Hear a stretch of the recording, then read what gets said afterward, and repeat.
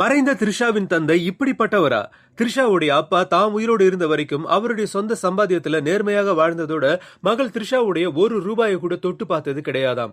42 வயசுலயும் சிங்கிளாக இருக்கிற த்ரிஷாவை சுற்றி எப்போதும் பஞ்சாயத்தும் சர்ச்சையும் வலம் வருது. கிட்டத்தட்ட 20 வருஷத்துக்கும் மேல ஹீரோயினாக வலம் வர்ற த்ரிஷாவுடைய வாழ்க்கையில மிகப்பெரிய சோகம் இருக்குன்னா அது அவருடைய அப்பா கிருஷ்ணனோட திடீர் மறைவுதான். கிருஷ்ணன் குறித்து வெளியான தகவல்கள் எல்லாம் ஆச்சரியத்தையும் உத்வேகத்தையும் ஏற்படுத்தி இருக்கு. சென்னையில இருக்கிற பிரபல ஸ்டார் ஹோட்டல்ல மேனேஜராக வேலை செய்துட்டு இருந்த கிருஷ்ணன் மிகவும் நேர்மையானவரும் வாடிக்கையாளர்கள் உள்ளிட்ட எல்லோருக்கிட்டையும் பணிவாக பேசக்கூடிய நல்ல மனிதாபிமானியாகவும் இருந்திருக்காரு. குறிப்பாக மிகப்பெரிய நடிகையுடைய தந்தை அப்படிங்கறத வெளியே காட்டிக்காம சின்சியராக ஒர்க் பண்ணியிருக்காரு. மேலும் த்ரிஷா கலந்துக்கிற பல நிகழ்ச்சிகள்ல அவங்க அம்மா உமாவை மட்டும்தான் பார்க்க முடியும். அவர் தந்தை கிருஷ்ணன் வரவே மாட்டாரு.